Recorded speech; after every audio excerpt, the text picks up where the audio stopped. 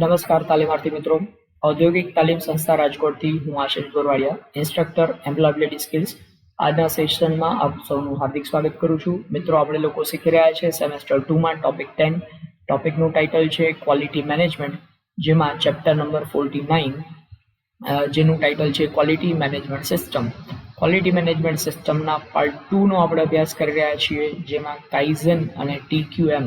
Kaizen એટલે continuous improvement માટેની Japanese પ્રક્રિયા છે, જાપાનીઝ કન્સેપ્ટ છે, અને ટોટલ ક્વોલિટી મેનેજમેન્ટ એટલે કે ગુણવત્તા સુધાર માટે સંપૂર્ણપણે દરેક પ્રક્રિયામાં ગુણવત્તા સુધાર થાય એના માટેનો કન્સેપ્ટ છે. આ બંને વસ્તુ આપણે અહીંયા સમજવાના છીએ. તો મિત્રો શરૂ કરીએ ક્વોલિટી મેનેજમેન્ટ સિસ્ટમ. તો ક્વોલિટી મેનેજમેન્ટ સિસ્ટમમાં સૌથી પહેલો કન્સેપ્ટ આપણે ભણવાના છે કાઇઝન. કાઇઝનનો અર્થ છે વ્યક્તિ દ્વારા કરાતી ઝીણી પ્રથમ દ્રષ્ટિએ ન ગણ્ય જણાતી બાબતોની સુધારણા. કાઇઝન જે જાપાનીઝ ભાષામાં કાઈ એનો મતલબ થાય છે કન્ટિન્યુઅસ એટલે કે નિરંતર, અને ઝેન આ શબ્દનો મતલબ થાય છે ઇમ્પ્રુવમેન્ટ મતલબ કે નિરંતર સુધાર, કન્ટિન્યુઅસ ઇમ્પ્રુવમેન્ટ. દરેક વસ્તુ, દરેક પ્રક્રિયા, જે ઝીણામાં ઝીણી પ્રવૃત્તિઓ હોય એ દરેકની ગુણવત્તામાં સુધારો થાય એ જોવાનું કામ આ કાઇઝનનું છે. આમ કાઇઝન એટલે કે કન્ટિન્યુઅસ ઇમ્પ્રુવમેન્ટ. સંપૂર્ણ ગુણવત્તા વ્યવસ્થાપનમાં મુખ્ય ધ્યેય વ્યાપારી ઉત્કૃષ્ટતા માટે પ્રત્યેક વ્યક્તિની સહભાગિતાથી દરરોજ નિરંતર સુધાર આવે. સંસ્થામાં જેટલા પણ કર્મચારીઓ કામ કરતા હોય, નાનામાં નાના કર્મચારીથી માંડીને ટોપ લેવલ સુધીના દરેક કર્મચારીઓ એ પોતાના કામની ગુણવત્તામાં સતત સુધારો કરતા રહે, એવા ઉદ્દેશ્યથી આ કાઇઝનનો કન્સેપ્ટ છે ડેવલપ કરવામાં આવ્યો છે. તો કાઇઝન શા માટે, શું કામ આ કન્ટિન્યુઅસ ઇમ્પ્રુવમેન્ટ કરતું રહેવું જોઈએ? તો સ્પર્ધાત્મક જગતમાં સતત સક્ષમ રહેવા માટે, સતત પ્રગતિશીલ રહેવા માટે, ગ્રાહક સેવામાં ઉત્કૃષ્ટ ગ્રાહક સંતોષ આપવા માટે, અને કાર્યને મજૂરી નહીં પણ કુશળતાથી કાર્ય કરવા માટે, ઉત્પાદન ક્ષમતામાં વધારો કરવા માટે, ઉત્પાદનની ગુણવત્તા સુધારવા માટે, અને સંગઠનાત્મક વિકાસ માટે, મતલબ કે આખા ફેક્ટરીની અંદર કે આખા કંપનીમાં જેટલા પણ લોકો કામ કરે છે એ પોતાનું સંગઠન બનાવે અને દરેક લોકો એ વસ્તુની ગુણવત્તા સુધાર માટે સતત પ્રયત્ન કરે, એવા ઉદ્દેશ્યથી આ કાઇઝન તૈયાર કરવામાં આવ્યું છે.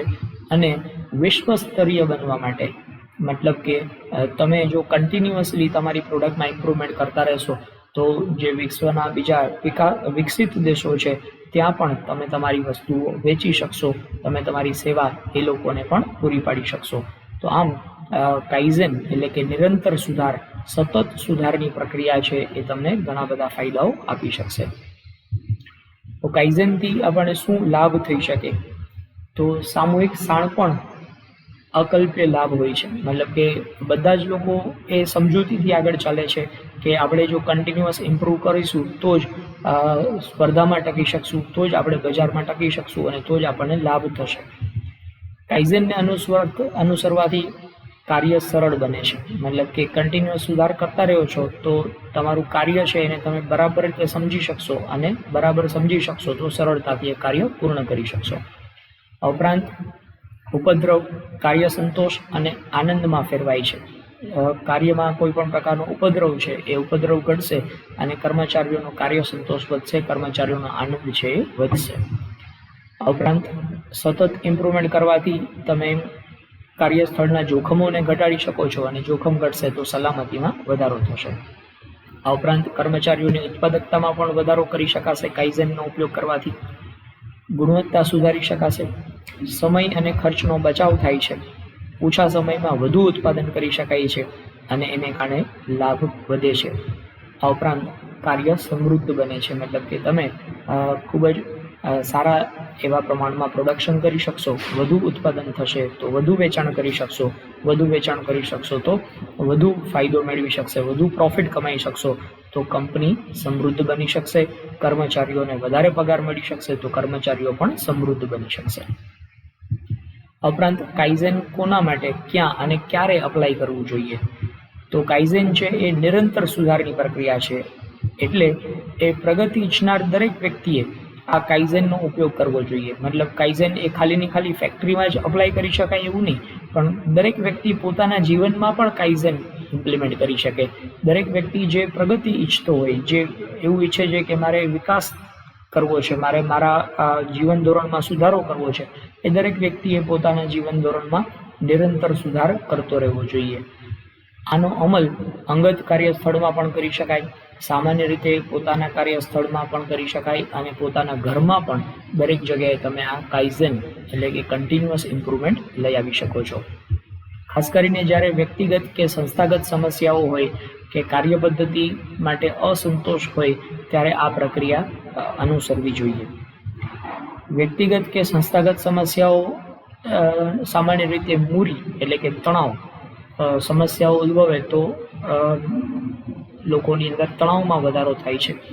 મૂરા એટલે કે અસાતત્ય, ઇનકન્સિસ્ટન્સી, મતલબ કે લોકો છે પોતાના કામ ઉપર ફોકસ નથી કરી શકતા, ઇનકન્સિસ્ટન્ટ બને છે, અસતત કામ થાય છે.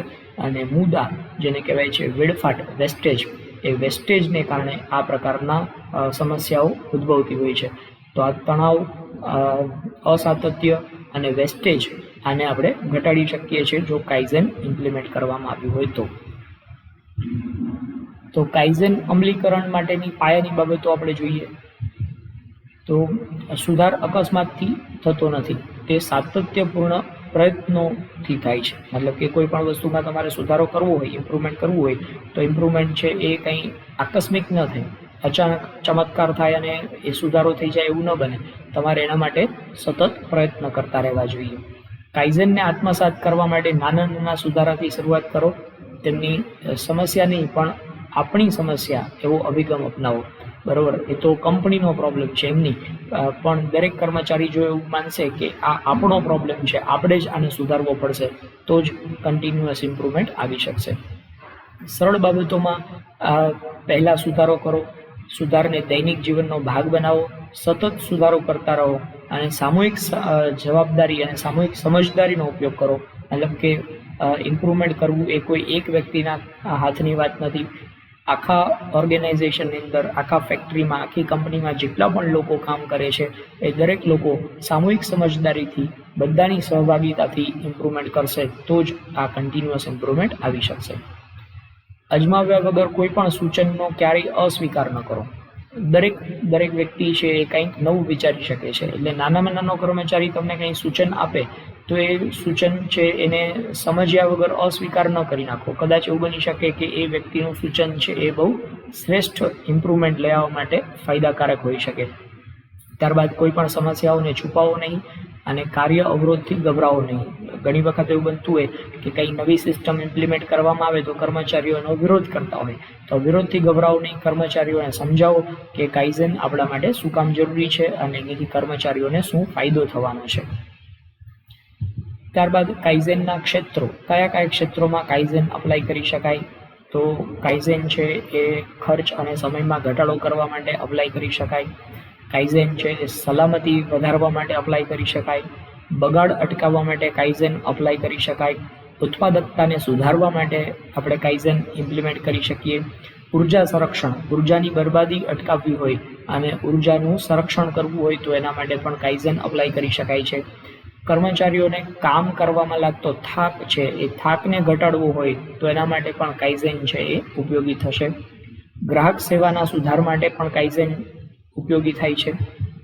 ગુણવત્તા સુધાર માટેની પ્રણાલી રજૂ કરવા માટે, મતલબ કે વસ્તુની ગુણવત્તા સુધારવા માટે કે સેવાની ગુણવત્તા સુધારવા માટે પણ કાઇઝેન ઉપયોગી છે.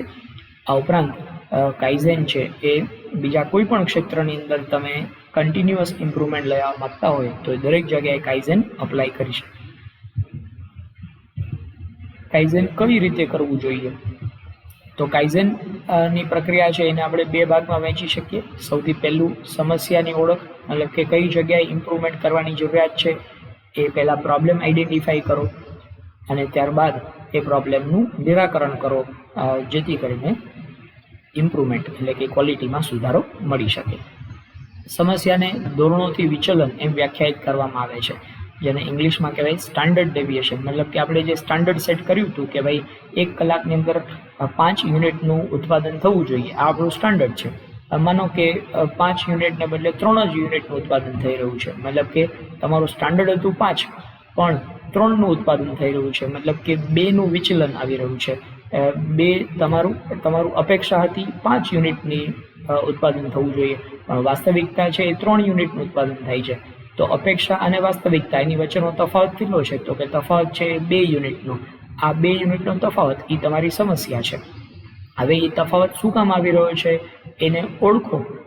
શું કામ ઉત્પાદન ધીમું થઈ રહ્યું છે એના માટેના કારણો ગોતો, અને એ કારણો ગોત્યા પછી એ કારણોનો ઉકેલ લઈ આવો, તો ઓટોમેટિક તમારી અપેક્ષા પ્રમાણેનું ઉત્પાદન થઈ શકશે. ઉકેલ એટલે જે તફાવત નાબૂદ કરી અને અપેક્ષિત ધોરણોને સિદ્ધ કરવા. તો ઉકેલ લઈ આવો મતલબ શું? તો કે જે તફાવત છે એને નાબૂદ કરવો. તો આપણે અહીંયા ઉદાહરણ આપ્યું પ્રમાણે તફાવત કેટલો હતો કે 2 યુનિટ ઓછા ઉત્પાદન થતા હતા. તો એ 2 યુનિટનો જે તફાવત છે એને નાબૂદ કરવા માટે જે સુધારા કરવા પડતા હોય એ સુધારા લઈ આવો અને તમારી અપેક્ષા હતી એ પ્રકારનું ઉત્પાદન થાય એનો પ્રયત્ન કરો. આમ કરવા માટે પહેલા સમસ્યાને ઓળખી અને તેની તબક્કાવાર નાબૂદી કરવી જોઈએ.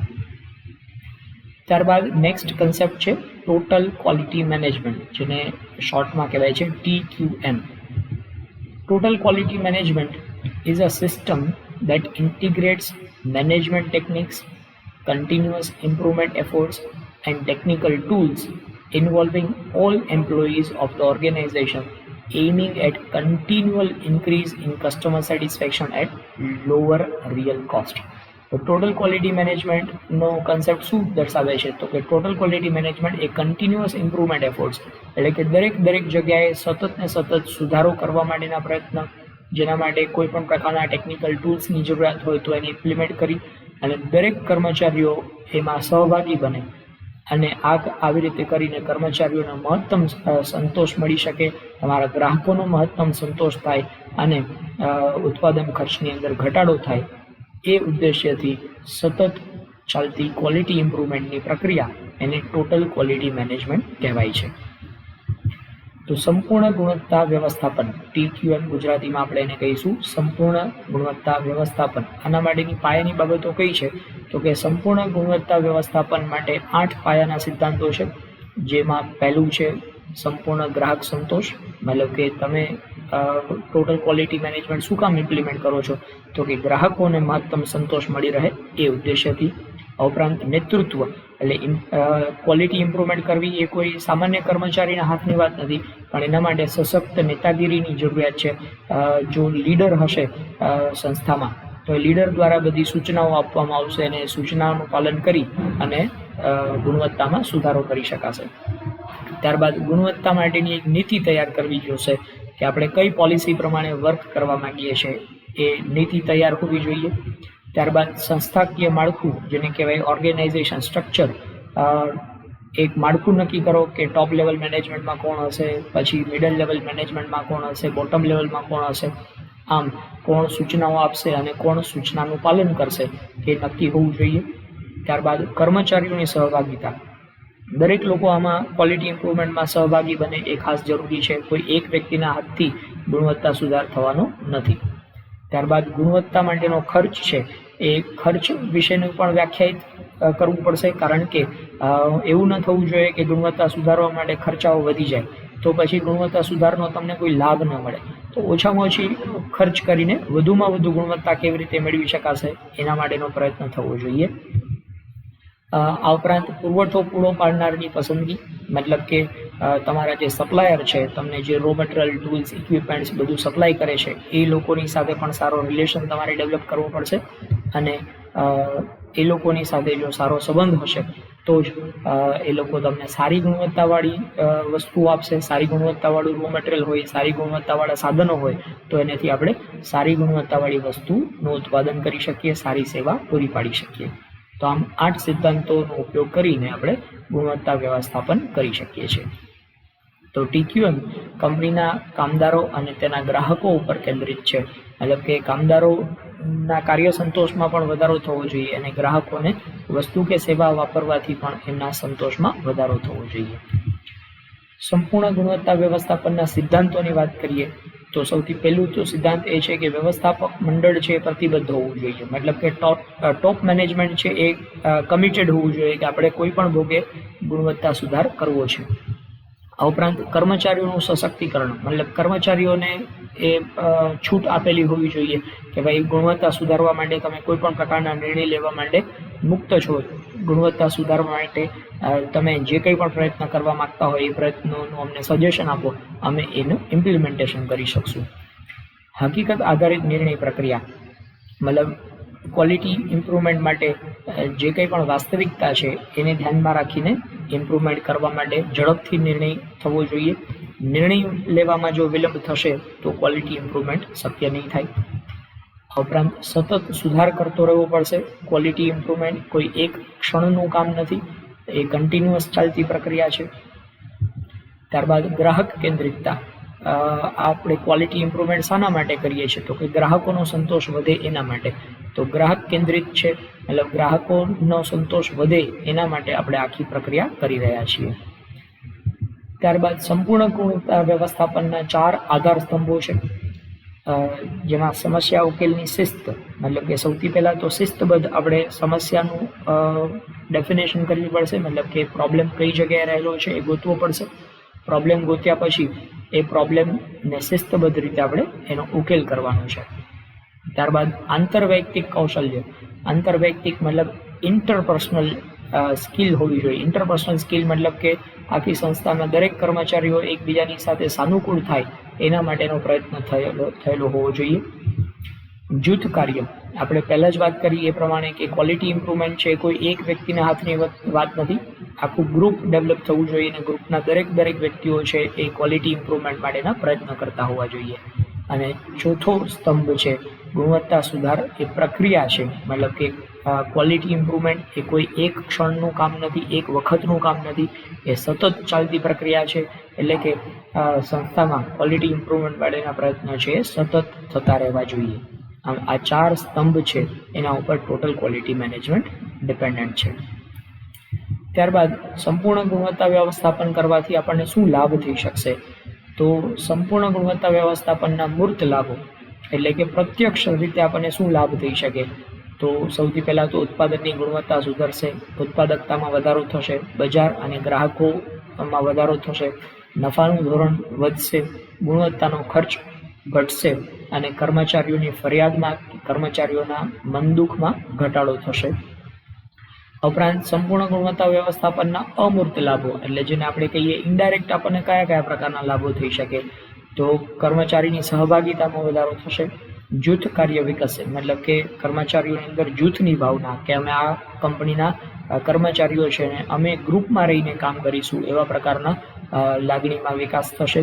કાર્ય સંબંધો સુધરશે, ગ્રાહકોના સંતોષમાં વધારો થશે, ગ્રાહકોનું પ્રત્યાયન સુધરશે, ગ્રાહકો તમારી સાથે ઇન્ટરેક્શન કરશે, કાર્યમાં રસ વધશે, કર્મચારીઓ છે એ ઇન્ટરેસ્ટથી પોતાનું કામ કરશે, સમસ્યાઓનો ઉકેલ છે એનું કૌશલ્ય વધશે અને કંપનીની સારી છાપ ઊભી થશે.